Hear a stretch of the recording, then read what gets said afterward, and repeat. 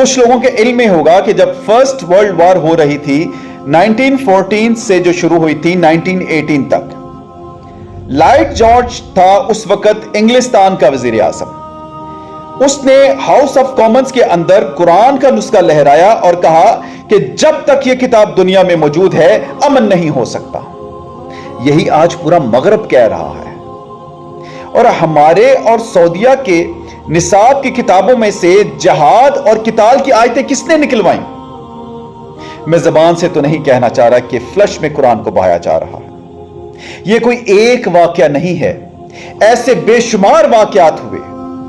اور ان کو نشر کیوں کیا جاتا ہے؟ ان کو چھپایا کیوں نہیں جاتا؟ غور سے سنیے گا. قرآن کی بے حرمتی کر کے یہ ٹیسٹ کر رہے ہیں کہ کیا مسلمانوں کے اندر کوئی غیرت باقی ہے یا نہیں. اللہ اکبر.